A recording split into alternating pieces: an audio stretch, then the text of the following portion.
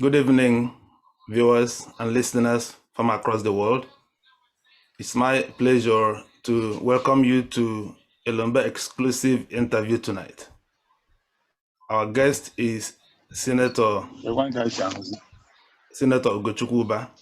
He is a PDP governorship aspirant in Anambra State. Senator, you are welcome to our program. Thank you. If you can quickly introduce yourself to our listeners, that would be highly appreciated. May we get to know you, sir. My name is Senator Ugochukwu Ubah. I'm aspiring to be the governor of Anambra State. I've served in the public service in a number of capacities. I started my career as a lecturer in the Department of Political Science at the University of Nigeria. From lecturing, I was now seconded to government. Since I came into government, I served as Director General, Public Utilities.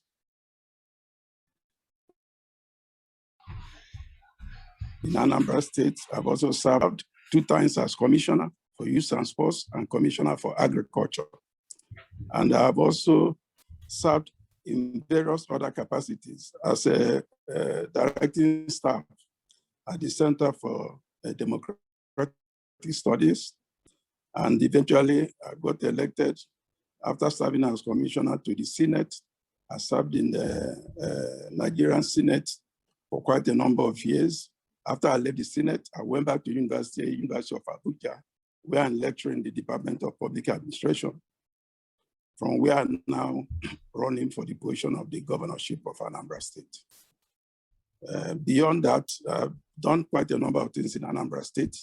I was the secretary of the Asset Sharing Committee when the new state was created between Enugu and Anambra State. I worked for a long time with the founding fathers of the state. And when PDP was formed, I was a convener in Canada. If you want to degree, I did my first degree in Canada, where I made a first class. Okay, it's safe to say that at heart, you are an academician. Basically, that's my primary constituency. Each time after serving, I go back to academia. And you had you were about to tell us that you had your first degree in Canada. Yes. Hello? Yes. And what was your course of study, your first degree? I did my first degree in political science, and I had a first class from McCarthy University in Ottawa. And I did my second degree also in political science, majoring in public administration and comparative government, and did my PhD in political science, also majoring in public administration and local government administration. After which I started lecturing, from where I now came back to Nigeria to lecture at the University of Nigeria and Nsukka, from where I went on secondment to the government. What year did you come back to Nigeria, sir? In 1982. I joined the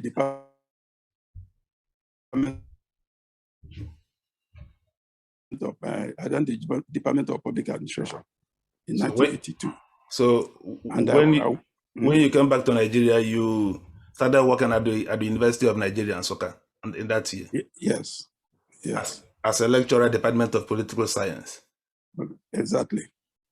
So at what point did you leave the 4 walls of the university to be seconded into the civil service? Was it civil service or politics? Let me get that straight. But I went into government as about 1990 as special assistant to the governor of Anambra State, the old Anambra, encompassing Enugu,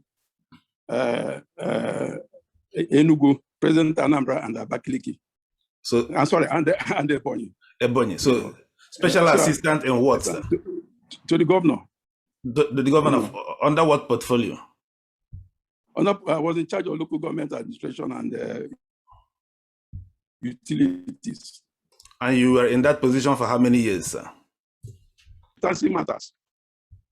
I was there for about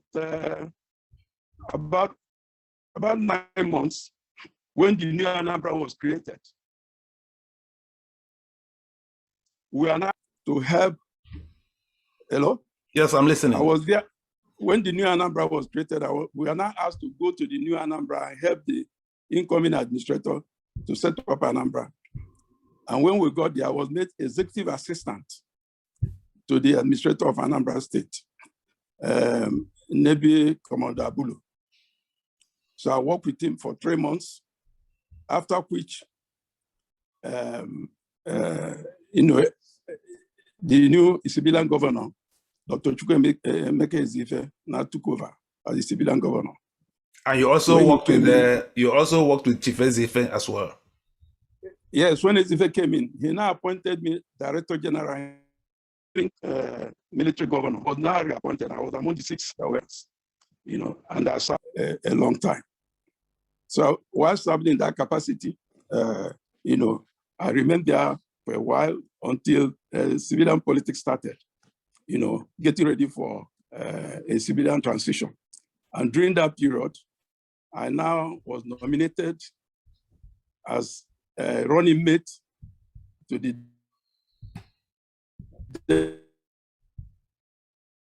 then candidate governorship, Senator Joy Modi. I was nominated to be her running mate. While we've done other elections, and while we are not getting ready for the governorship election, Abacha died. And once Abacha died, we now went into a new transition into another civilian regime. And during this period, I was a convener, of the PDP. That was during the formation of PDP. So that was when I now transited into PDP and became a convener, one of the conveners, those who set up the PDP,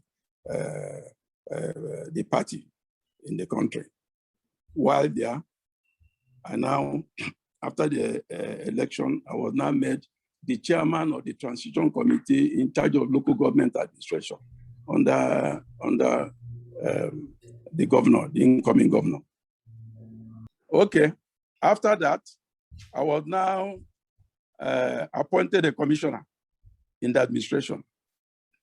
I was first appointed the Pioneer Commissioner of Youth and Sports, after which I was now, after the cabinet reshuffle, I was now made Commissioner for Agriculture.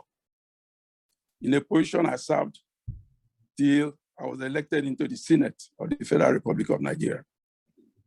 And when I got into the Senate, I became the chairman of Senate Committee on Marine Transport. First of all, transport and eventually marine transport. And in this capacity, I was able to initiate and pass a number of bills, including the creation of the NIMASA. Yes, we will get into your, because I have in the course of researching this for this interview, I realized that you were an active senator, but we will get into your achievements in the National Assembly in a while. At this point, if I may ask, at what point will it be fair to say that you stopped being academician and became a politician? In what year? I would say I became a public servant. I was serving in that capacity as a public servant. I remember when first I went into the university, I went into the public service. Yes. When I was appointed as special assistant to the then military governor of Enugu State, the old Anambra. When I get back to the university during the weekend, I go to spend time with my colleagues. They will say, Oba, what are you doing with these people? My usual answer is that I'm there to minimize the damage. To minimize what damage? Because using my experience, I was able, if it was allowed to happen. So I was encouraging professionals to go into government. The tendency is that each time we complain. So let's get that clear. You told your colleagues that you were there to minimize that what damage? That is in terms of policy making. There's direction which the government will want to go. But because of your experience and your background, you can now through an advice and say we should go the other way rather than that way. So how do you view the way the political executive viewed your suggestions at that time? How do they normally take it? Usually, you know, when I was a special assistant, the person I worked with directly, so impressed that he cannot take any step without consulting me. You know, sometimes the governor will send for me, and I will go, you know, sought advice from me, and I will give him advice. I said, this is the direction to go. And Colonel Obieze, who was the governor then, appreciated my intervention at any stage. Okay, I think at this point, our listeners will be asking, in the old Anambra State, how many governors did you actually work with in the old Anambra State? I worked with only one governor, Colonel Obieze. Colonel Obieze. And then, so when Anambra State was created, how many governors of the new Anambra State did you work with? I worked with Abulu. I worked with Ezife. I worked with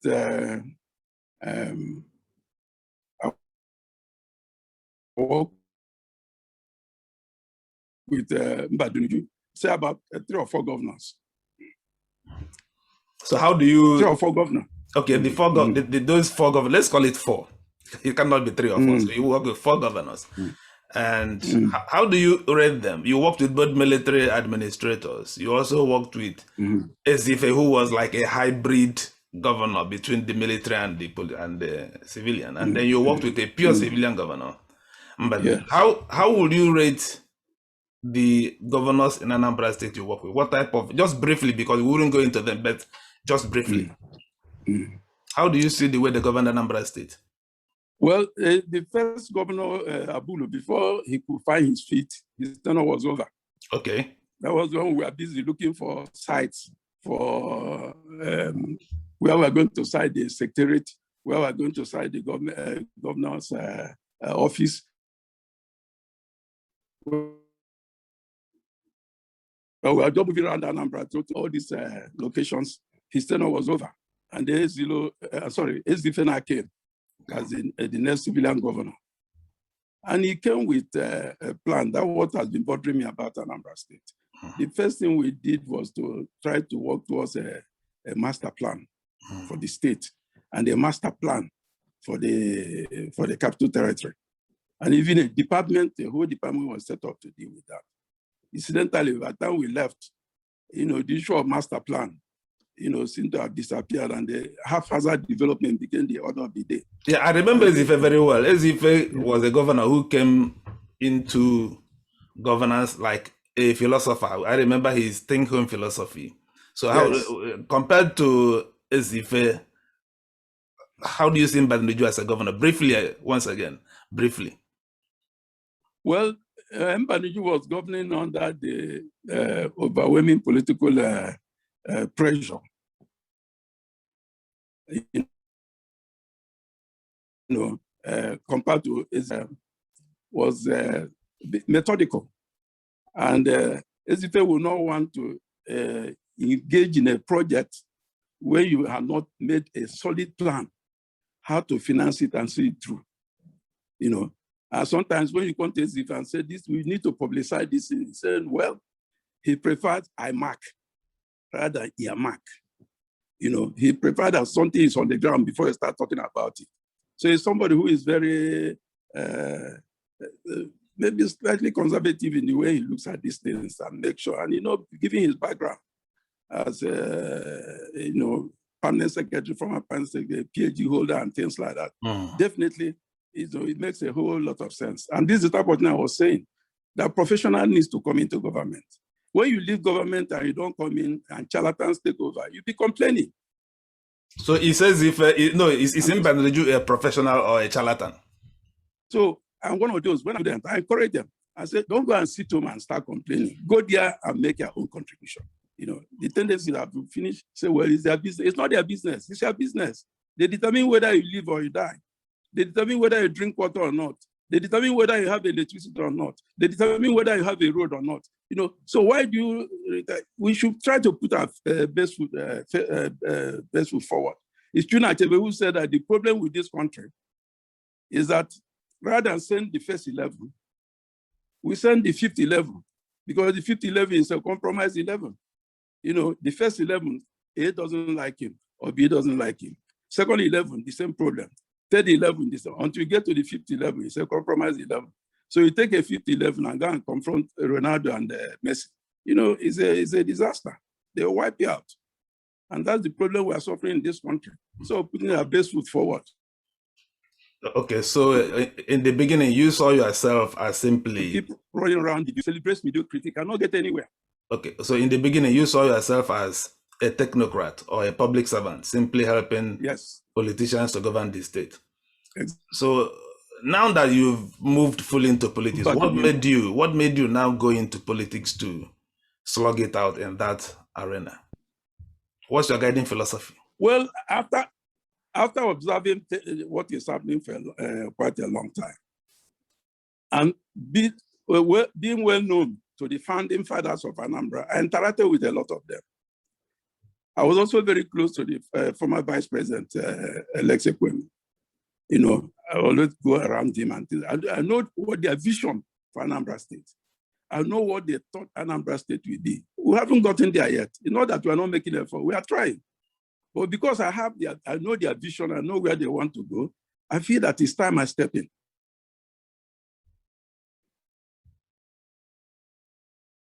With my experience and passion on learning on the job, part of the problem is that people learn on the job. People who have had nothing to do with the government and its process, they take over. And once they take over, they start learning.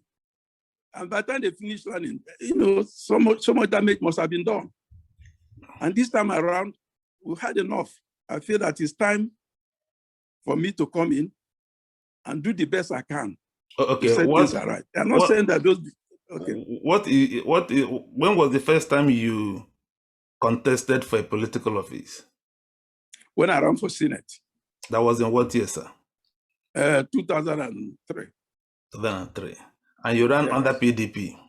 Under PDP, yes. I have never left PDP. I have never stepped out of PDP. What bothers me about this whole thing? A party you join believing its ideologies and philosophy,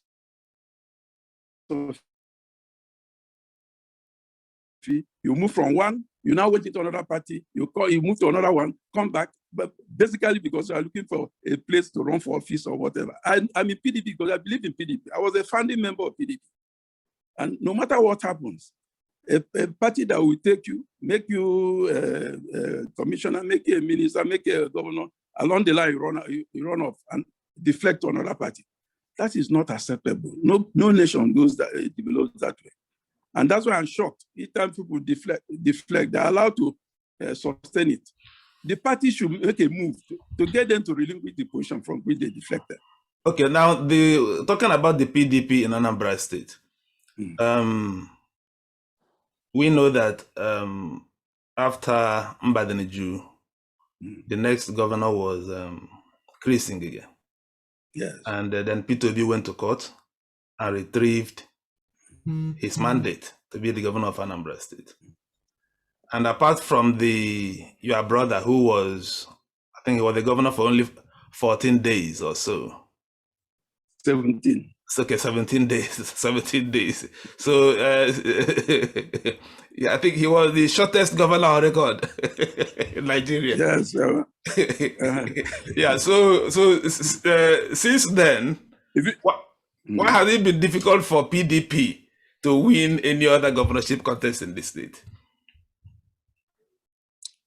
Well, why it has been difficult is part of the reason why I'm also running. It has been difficult, but each time, people who have not really been made serious contributions, who have not been seen as members of the party, are brought in to run. And the members of the party rebel. They react. And a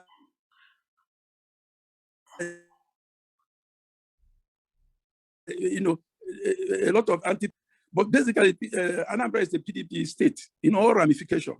Are you able to give us? Are you able to give us specific examples of where the PDP in Anambra? Yes. Are you able to give us specific? Why not? Why not? I think our people deserve to know. Why has specific examples of where the PDP in the state imposed a candidate that was not actually elected by the members of the PDP in Anambra State?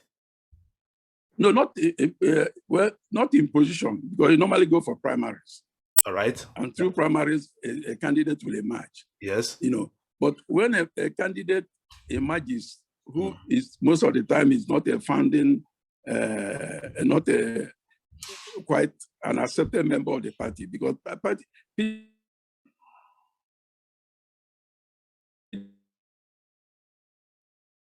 PDP is during the last, okay, that's what they were calling authentic PDP and non-authentic PDP. Those who say that authentic PDP are those who say that they've been in the party all this while, and they should be given the opportunity to produce the candidate. When they don't produce the candidate, they react and say, after all the suffering, after holding the ground, and people have been moving from one place to the other, and they now come in, you see the ground to them. Are we stupid that have sat down all these years? And also, I think also in each election, PDP always, I think the PDP members in the state are always at a loss on whom they are actually voting for. Isn't that a problem? Because we don't know who actually won the party primary. They'll be caught. Yes. That's the problem I'm trying to. That's the point I'm making. The point I'm making is that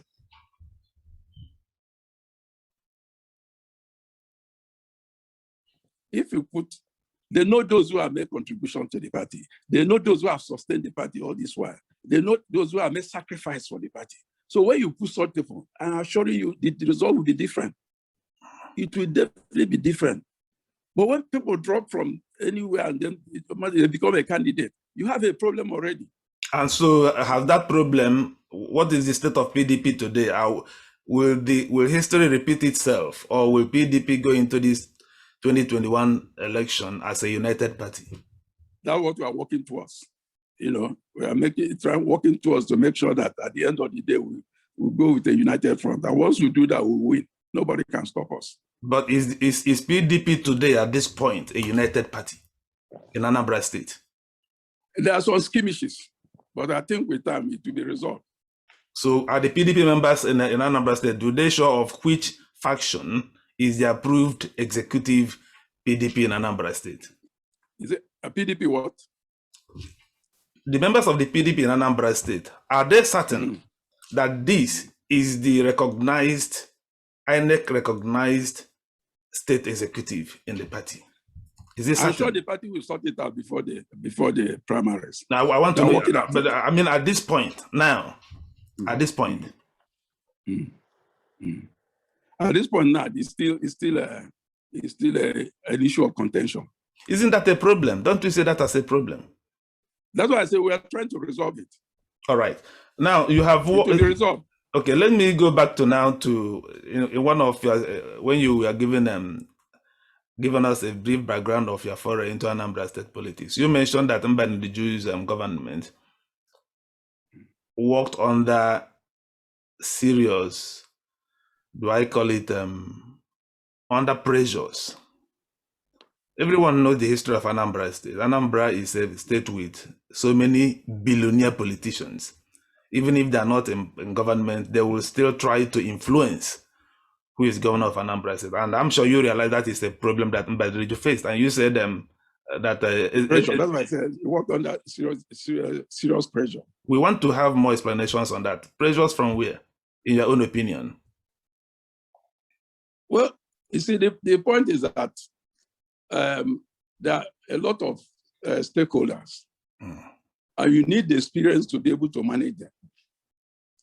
And that experience is what I'm offering.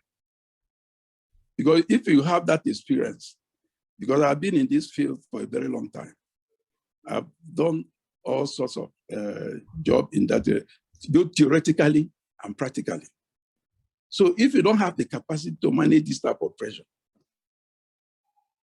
you run into all sorts of mistakes. But based on my experience and exposure, I don't think I'll be subjected to that of pressure, and I wouldn't know what to do. Because the boss thoughts on my table. Yeah, exactly. Well, at the end of the day, they will say, SFS administration, Mbadinuju's administration. By grace of God, if it's me, Senator Gochukwuba's administration. So I know it's my name. So I will do all within my power to make sure I leave the place better than I met it. And Mbadinuju, let's call it by his name. The godfathers of Anambra politics gave him a lot of problems. That's why I say pressure. That's why I call it pressure. And Ngige also came under such serious pressure. Yes. And that of both of them, you must realize that this conversation, we have to speak about your family in this interview. Even if sure. Yes. Sure. Yeah, and so the pressure came from your younger brother, Chris Oba. So how would you, when it was happening, you were there in Anambra State, what was your opinion with what was happening then between Mbadinuju, Chris Ngige, and your brother Chris Oba? How did you see what happened at that time? What exactly, in terms of what? Yes, what was your opinion? Because that's the relationship. Exactly. No, the pressure on Mbadinuju came from several angles, if I recollect clearly. And one of them, a maker for what's the other guy's name and so on, and Chris Ngige, Chris Oba, your younger brother. And then also Ngige also faced serious pressure from your younger brother, Chris Oba. How did you view such influence of godfathers in Anambra politics, the relationship between Chris Oba and Chris Ngige? How did you view it when it was happening? What was your opinion? Well, basically, that matter was not properly presented in the sense that the issue that gave rise to the crisis was beyond Chris Oba and Ngige. Other factors were at play, including those who were the members of the State Assembly and what have you. So Chris Oba, as a stakeholder in PDP, cannot be held responsible for everything that went wrong at that period. There's no way you can heap it on Chris Oba. Because there were so many other issues that gave rise to that, for the crisis we had there. So who else was responsible for the crisis at that time apart from Chris?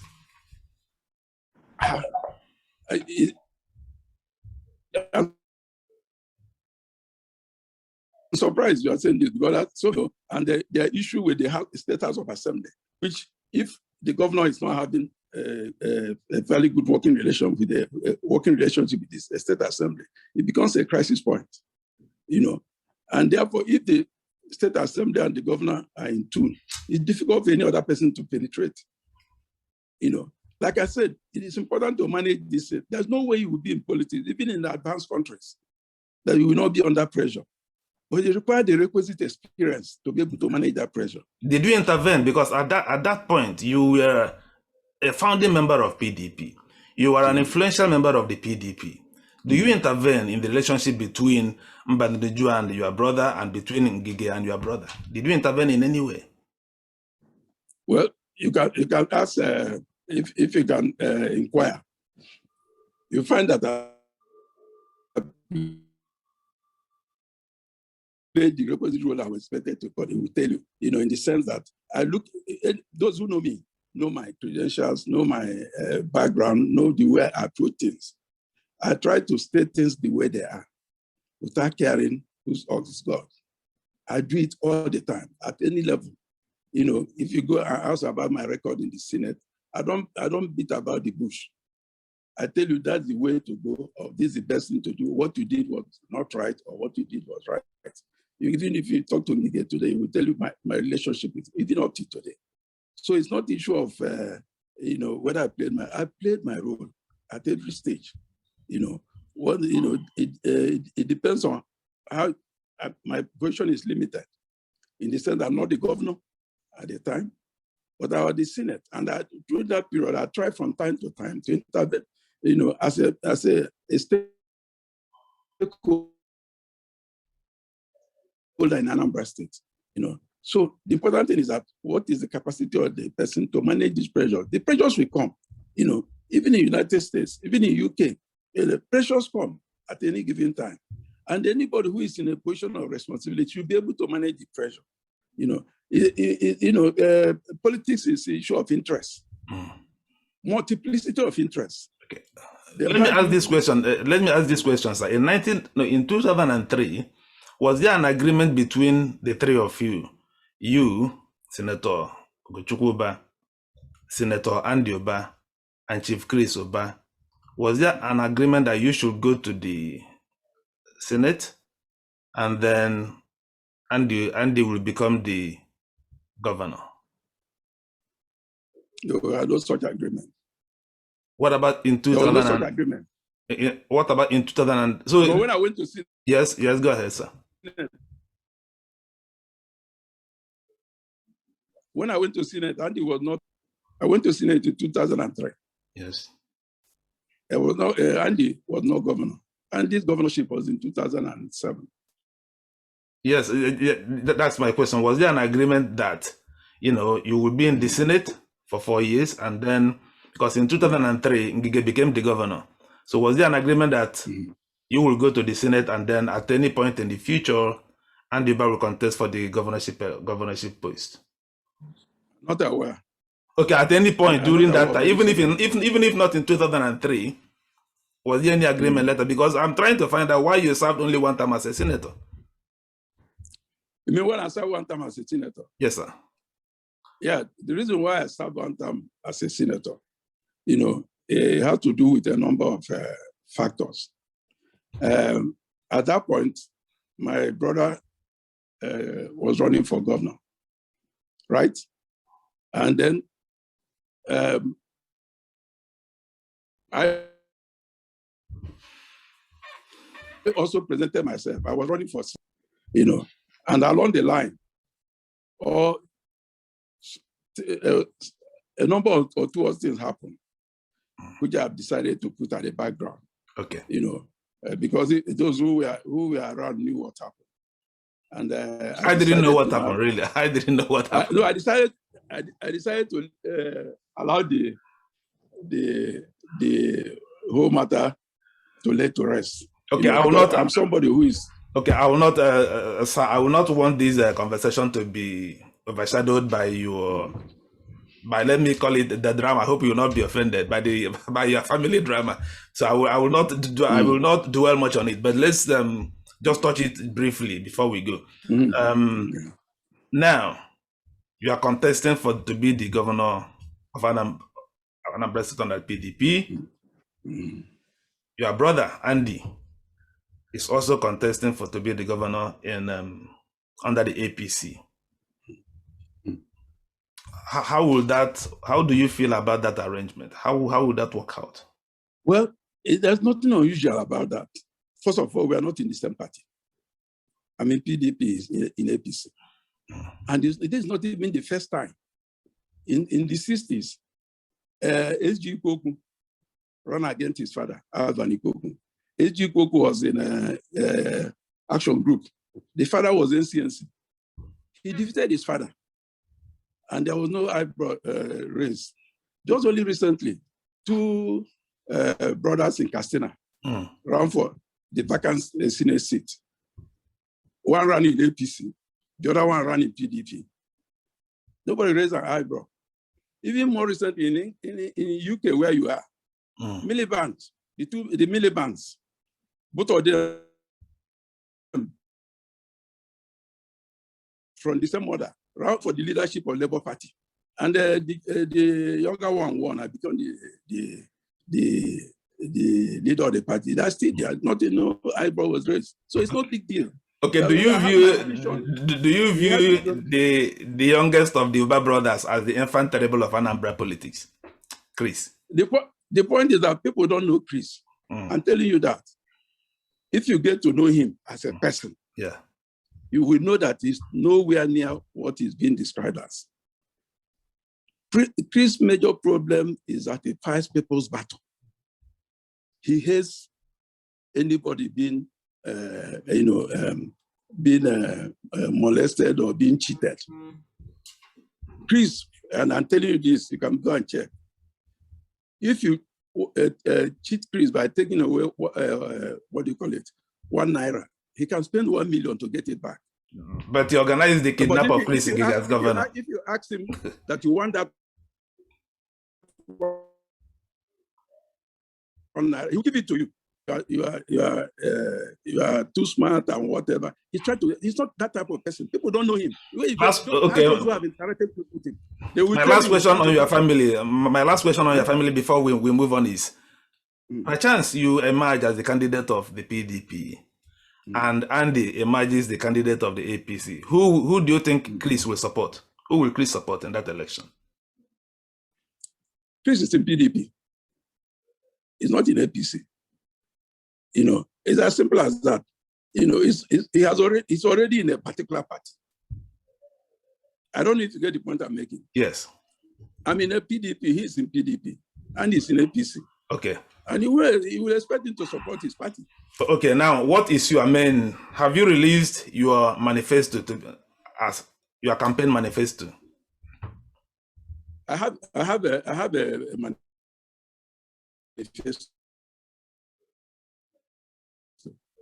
But I have not released it. In short, I've given it to some serious stakeholders in Anambra State. They are looking at it now. But if you want, I can run through them. Okay, what do you see? What do you see as the main problem of Anambra State today? Well, first of all, the main problem of Anambra State today, if you start by what is going right now, is the issue of security. We have very serious issue of infrastructural development in the state, which will be a major concern for me. And also the issue of youth unemployment. So many of our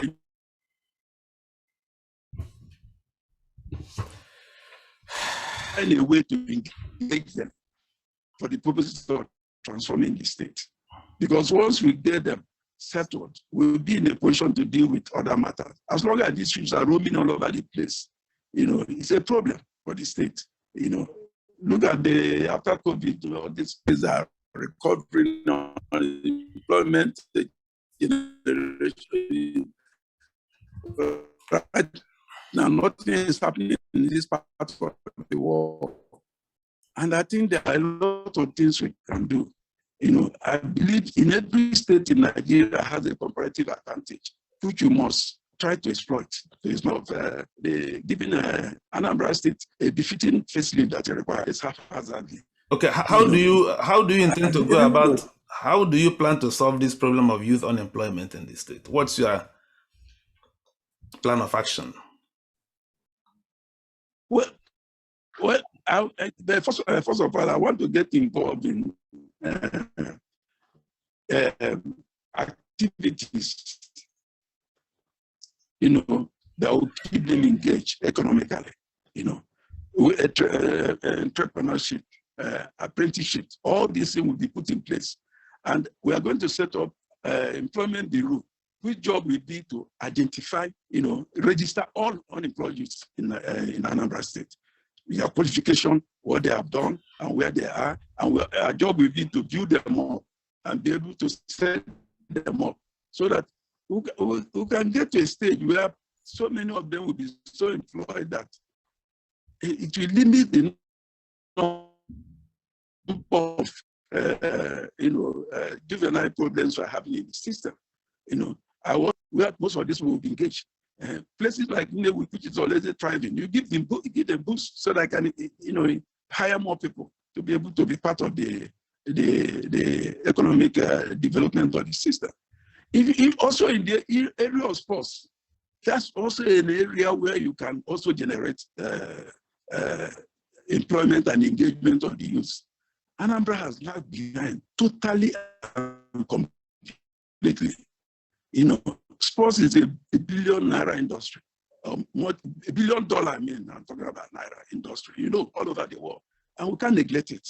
it's one of my priorities, when I came in as a governor of Anambra State, beyond generating employment in other areas, area of agriculture. These youth can be engaged in this area.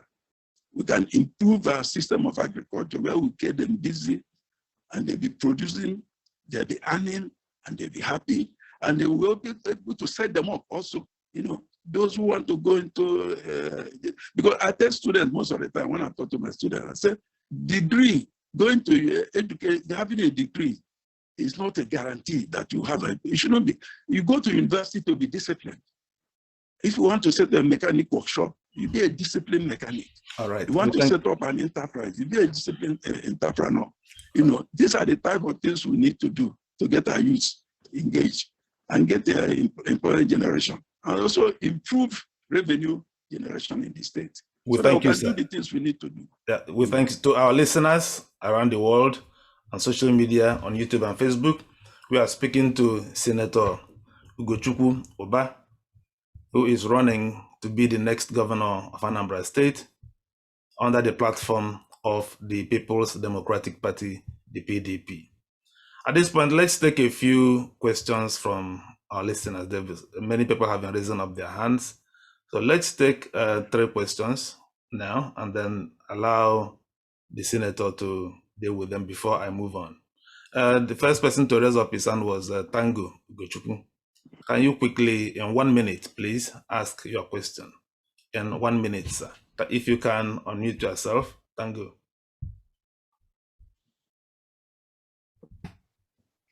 I'm okay now.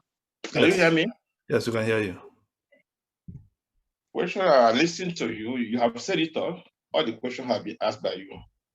But the real question I have for Oba, the Obas, they have control federal power, state power, and nothing to show for it for Anambra. And he's coming again to do something. So my question for him is, why all this time they have been in power and in government? With him and his brothers, his family have been. I know their relation with the passenger, with many people, power that be in Nigeria, Anambra State. What can we show for it in Anambra State? We finish. Thank you very much. We take note of this question. Then, okay, see, please, can you unmute yourself? See, okay. Hi, Chukwudi Okeke from Oxford. Okay, Chukwudi Okeke. Nice to see you. Thank you. Senator Oba, of course, all the cases, now you have what it takes to govern Anambra State. Okay. But on the phone yesterday, Emma Akwambel and Akwambel on a PDP Ogencha and Anambra State, and division. Are divided, and PDP win one Anambra State if they are divided. So Guinea again, if na PDP, going into this election. Thank you very much. Okay, let's take these 2. Then we take another 2 before I've seen another hand. So, Senator, please, are you able to take on these 2 questions at this point? Yeah, I can. Yes. They raised a number of the question about our relationship with the former president and things like that. Quite a number of people benefited from it. Benefited in the sense that they were put into positions of authority, and that was the intervention of some members of the family. I know on my own part, I know what I've done. And throughout the period when I was in the Senate, you can ask, you can inquire, anybody who wants to say inquire. When I was in the Senate, nobody that has any problem that approaches me that I will not try to intervene. Even letters of recommendation, they walk in. I don't want to know who is a senator, as long as I'm coming from Anambra State. Even sometimes I stay to Imo State or these other Igbo states. As long as I know I'm satisfied that you have somebody that is serious, I recommend. Since I came out even to run for government, people have been calling me and say, you did this for me. I don't even remember some of them. So the point that I'm very somebody who has served the public in a various campaign, especially people from this part of the world, you can make inquiries. When I was in Senate, I offered a number of scholarships. Go and ask people who were going to school under my sponsorship. You know, there are quite a number of things I can tell you I did while I was in the Senate. You know, when I was in the Senate, I made it possible for NIMASA to be existing today. And not only that I made it possible, a number of our people were employed in that place. That's still there up to today. You know what? You know NIMASA, right? You know, this is a major government organization. It will come through a bill passed by me, you know, when I was in the Senate. And so I've done quite a lot. You know, I domesticated a number of bills, you know, and I know that in various other capacities, my brother must have helped a number of people. You don't come calling names and say you did that for this, you did that for that. You don't go going on the street announcing you did A, B, C, D. Those you did for no. And the Anambarians who also were also beneficiary, also no. So I did my best when I was in the Senate, and people can attest to that. There are so many people who can attest to that. I didn't just go there to while away my time and look away when people are in problem. Everybody's problem, as long as you're from within our zone and even outside our zone, is my problem. And you can go and inquire, say, how did this senator react when you're approaching? You know, I never sent anybody away. I follow people around, even I follow people to offices to make sure they get their way. So that's, I wasn't the president of the country, so I can't do beyond, you know. But when you give me executive power, then you see what I can do.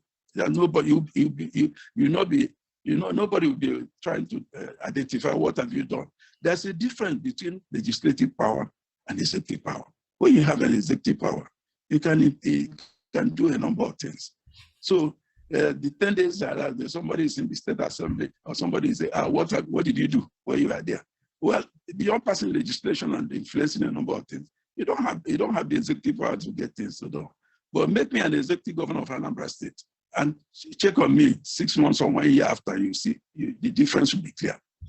On the issue of PDP, I think we have. Yes, go ahead, sir. On the issue of PDP, it's also a problem. I discussed it with a number of people, and I think we'll find a way of resolving that. Definitely, we must resolve it before we go into election. It's a problem we must resolve, you know. But mark you that, you know, in any organization, there usually a competing interest. You know, it's not usually, you know, carrying everybody, whatever you say, everybody will come along. But you work at it. And my belief and my hope is that before we go to that stage, we definitely will come together, you know. All right. Anambra is PDP state. Still on the PDP and Anambra State, Senator, one of the issues, political issues in Anambra State today is the question of zoning. Yeah. What is the PDP's position first on whether the post should be zoned to the people from Anambra South? Let's be specific. And what is your own position on that question? Well, my position is, you know, unambiguous. My position that it should be zoned is the turn of Anambra South to produce the governor of Anambra State. The Central has done it for 11 years. The North is not going to do it for 8 years. And we all agreed, including all the traditional rulers in Anambra. They signed a communique, you know, all of them, every single one of them, from all the 3 senatorial zones, saying that this position should now, for 2021, should be zoned to Anambra South. There's no equivocation about that, you know. And what moral grounds do we have to talk about Igbo president who cannot even handle our zoning in this place? So morally, we have to zone. And not only that, the southern aspirants are getting together. And they're saying that if you don't zone the governorship to the south, it's a negation. It is also been a negation of the constitution of the party. Section 7C talks about zoning. PDP zones positions. So I don't see anything, you know, unusual about southern zone demanding for the governorship. We have issued a communique, all the 12 candidates from the south, saying that this position should be zoned for us. Zone But does to, your party South. agree? That any candidate. Does your party agree, PDP? Well, the communique just came out today. And we are saying that anybody among the 12 that you give the ticket, all the other 11 will back it. So we insist on zoning, and we are also making every move to make sure that the party takes that demand very seriously. But the party is still selling nomination forms to candidates that do not come from Anambra South. Why is that then? Remember in 1998, PDP zoned, in short, all the parties, NPP and PDP zoned the presidency to the South. But it did not stop those who want to contest. Really came out to run against Obasanjo from the North. Nobody stopped him, but because the party has said we have zoned it to, then every member of the party and delegates know whoever comes from this is wasting his time. Maybe he has money to spend. But party cannot, in a democratic setting, say, don't run. It's undemocratic. But when you make a pronouncement, people should advise themselves and say, well, since the party has decided to go this way, the tendency is that the delegates will go along with the party. So they need to make that pronouncement. And it's on that basis that we are saying we need a president of Igbo extraction. Not that we will stop others from running, but if the country agrees that we do that, morally, most people will be bound to go along that way. Because in 1999, all the two candidates were from the West. Thank you, sir. Yeah. Let's take a question from two other people. Mazi HTM Mukoye, please unmute yourself in 1 minute, please, and then followed by Ebuka Onyekwel in 1 minute as well. Thank you, Daniel. Thank you, Senator. According to the AGF, Mr. Malami, his interview lately with the channel's television, he mentioned the governors not actually devolving power to the local governments as the Constitution stipulates. What are you going to do about that to make sure that our local governments are functional the way they should function? What are you going to do about that? Well, for me, it's a priority. One of the questions I said for my graduate students is that a country with a dysfunctional local government system, will definitely be underdeveloped discourse. Because I believe when you don't have a viable local government system, you can't make it. It's the beginning. The pressure on the state and the pressure on the federal government, because the local government system is not functioning. Take a look all over the world. Is it in UK? Is it in America? They have a viable local government system. So my priority is to make sure that our local government system is functioning. I studied local government administration. I teach local government administration. I served in many capacities in committees on local government administration. It pains my heart. I weep to see what happens in the local government system. Anambra, for example, for years there was no local government election. They were just hanging around, and at the end of the month they come and take overhead money, go and pay salary and go out. No, local government should be functionary. The convents, the HROs, all these things have to be done by local government. Water boreholes, primary health centers. You give them their money, they function. I was telling somebody that at that stage, I was so pained when my local government, Agwata, was getting almost 100 and something million. And I was telling somebody, if this money is given to them, can you imagine what will be happening here? So I'm an advocate. I'm a crusader for local government autonomy. And I'll make sure it happens under my administration. This is a guarantee I'm giving anybody that it will happen. All right, Ebuka, please. Yes, good evening. Senator Oba, good evening. I appreciate you speaking quite frankly and honestly, over a number of issues here, which mostly I agree with you. But there is something I would really like to know, because looking at your resume and how far you've come, is very obvious that you are the political person in the Oba family. So now my question is, looking at it, politically, where did you miss it?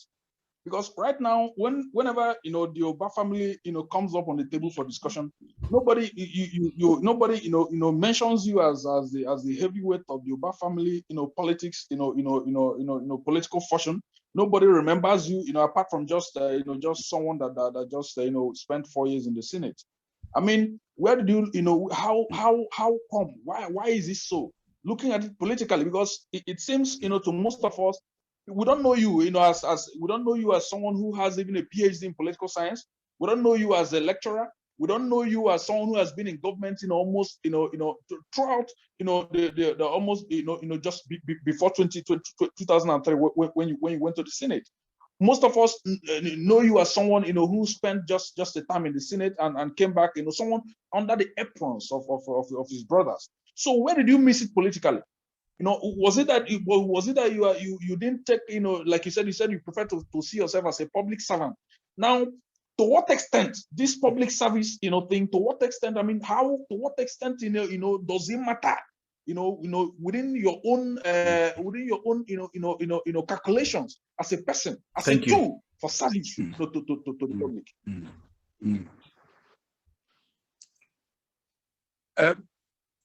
Well, the point is that, those who know me know the type of person I am. I don't go around blowing my trumpet. I'm not that type of person. You give me an assignment, I go and do it, and I deliver it. At any stage, where in any capacity in which I have served. Even I was the secretary of the academic staff in my university of ASU, in my university, for almost 4 or 5 years. I served. I also served as the national secretary of Nigerian Political Science Association for 2 years, between 1984 and 1982 and 1984. I'm the national secretary of Nigerian Political Science Association. And I edited a number of books and a number of journals. I served in various capacities. I belong to so many organizations, but I don't go around blowing my drum. I just do my thing and go away. Like I told you, after a while, I now said to myself, why can't you bring your service to bear in terms of helping to develop Anambra State? Because I believe that I have enough to offer, and that's why I'm coming out. I feel that this is the time. We require people with experience, we require people with pedigree, but I'm not a noise maker. If you know me, those who know me will tell you that. I can come into this crowd and pass without you wouldn't even know who I am. That Ugochukwu just passed and walked away. That's the type of person I am. But my works speak for me.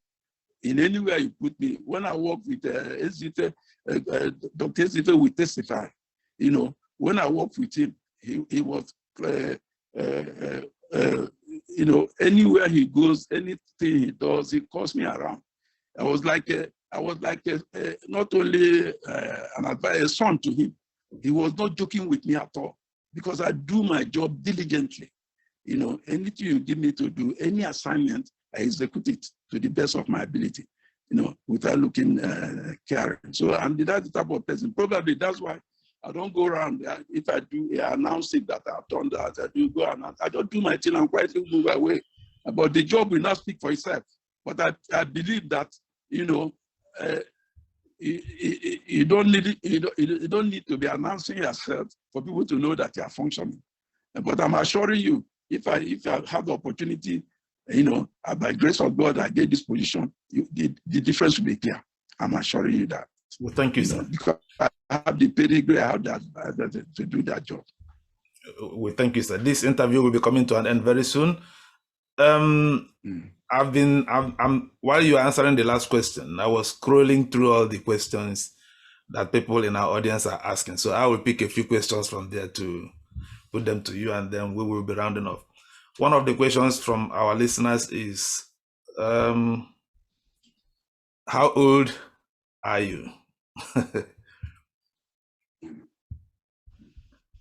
Are you? How old am I? Yes, sir. Well, that's the through the question that I'm receiving from people. What? Well, the issue of how old I am is not the issue. You know, the point that I'm strong and healthy enough to do the job and given, and he's given to Anambra State, given the governor of financial and executed diligently. The issue of age doesn't come to bear. After all, the president of Singapore is 94 years. And he's, you know, Claude Barron. He ran for election and won. President of the United States is 78 years. All right. Run for election. The issue is not how old are you. The issue is how effective are you going to be when you are given the job. Okay. Another question we have here is, what is your vision for Anambra State? My vision for Anambra State, yes, sir, is to build a society which will now become a tourist heaven for health, tourist heaven for education, tourist heaven for all the things we move around to go and look all over. We'll have it.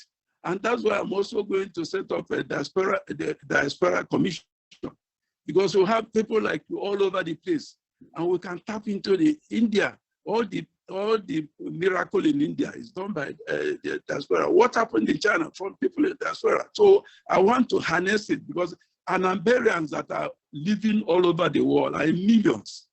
And my part of my vision is to make sure I bring them back with this think home philosophy. I'll get to get everybody to think home. Let's build a place that we'll be proud of in every ramification. You know, we go to Dubai, we go to all the, we have what it takes. When I was in the US the other time, I went to a medical setup, in a apartment building, quite a high-rise building. As I was passing, one door to the other, Dr. Soso Okoye, Dr. Tozo Okonkwo, in that building, I'm not joking, in Houston. I said, what? What is going on?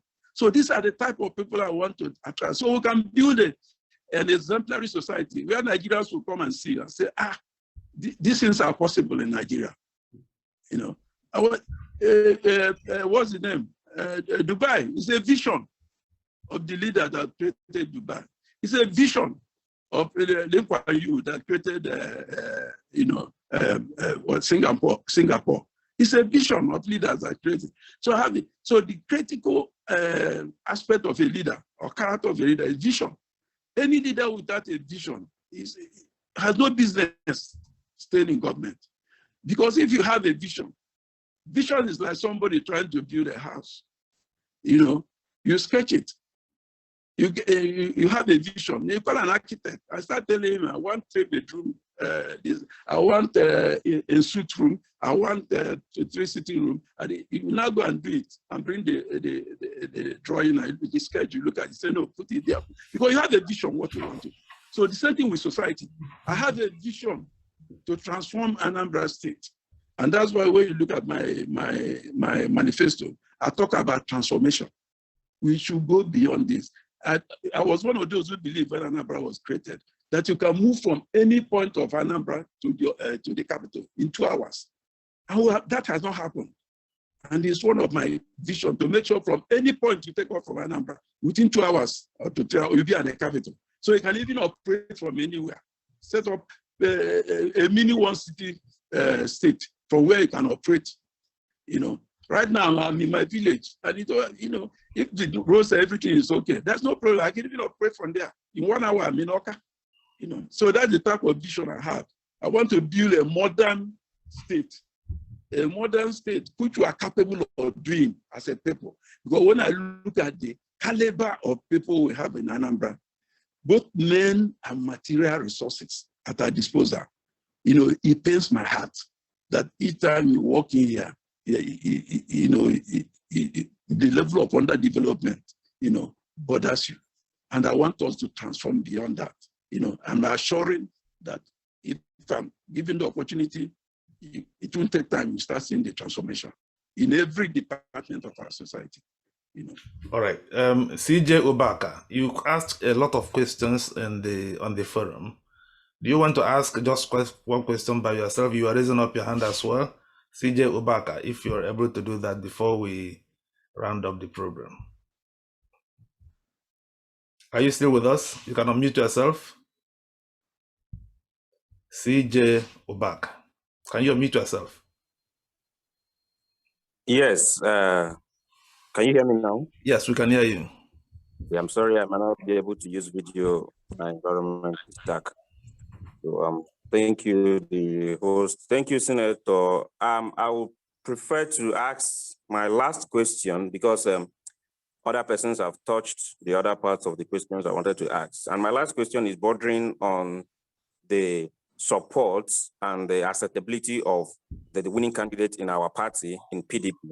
So after the primaries, Senator, are you going to support whoever emerges the candidate of the party so that we'll go past these issues of, at the end of the day, every other aspirant will run away with their financial support, with their structures, with their backgrounds, and then leave the winner to struggle with other parties. And at the end of the day, our party will come back as opposition.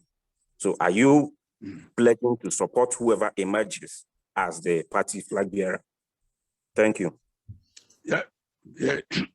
I started by telling you that there's a communique we just issued that whoever emerges, once the zoning principle, which is within the constitution of PDP, is adhered to, whoever emerges, we are going to support the person.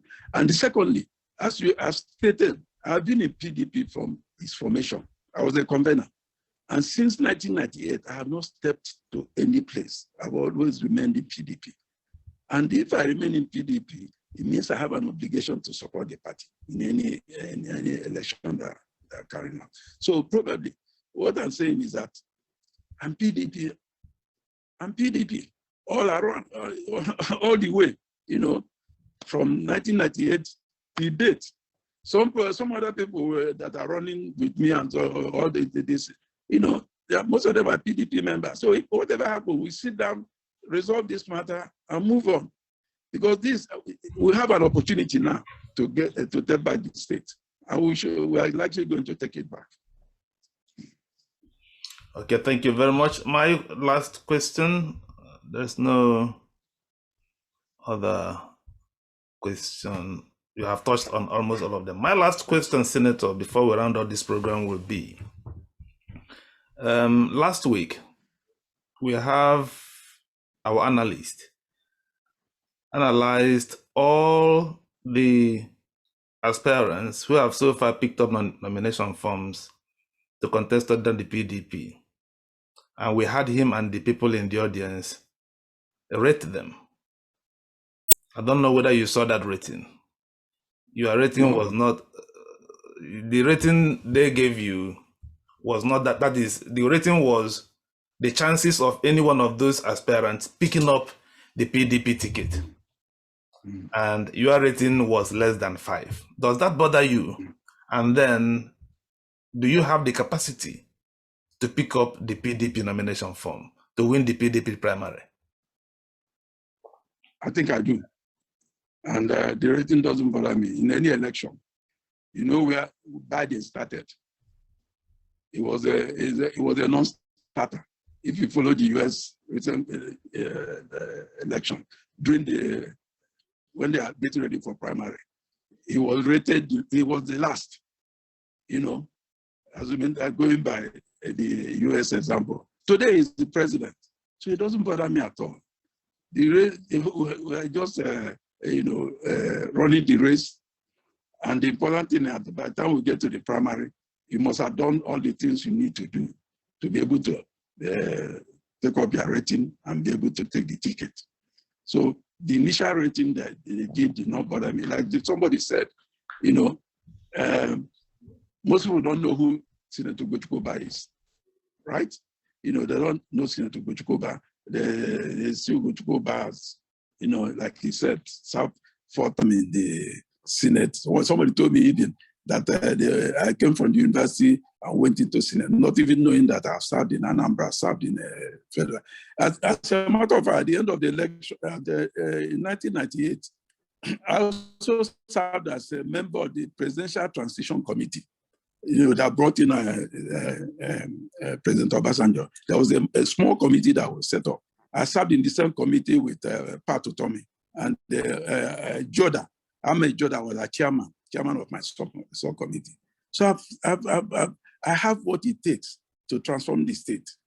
Just they will give me the opportunity. And I think my rating will come. We go higher than whoever rated it 2 or 3 weeks ago. I'm sure in the next 1 or 2 weeks, let him come and rate again to know where I'll be. All right. I'll be on top of the ticket.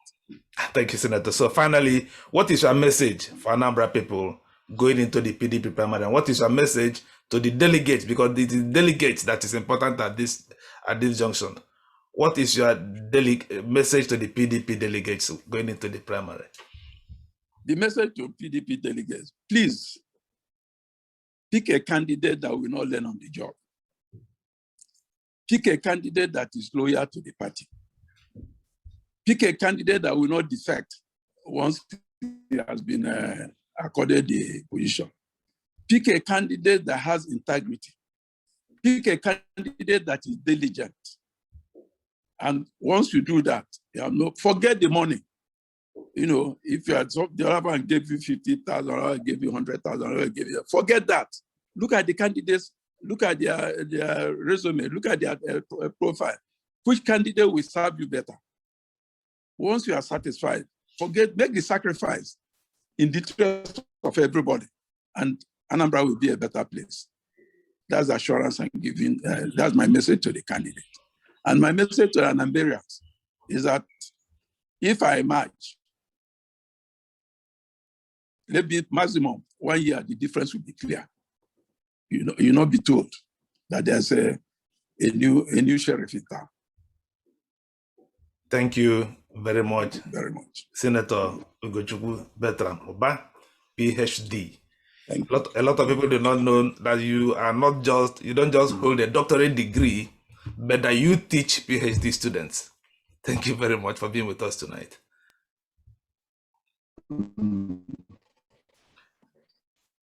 Yes, I do. Thank you. Thank you. Thank you.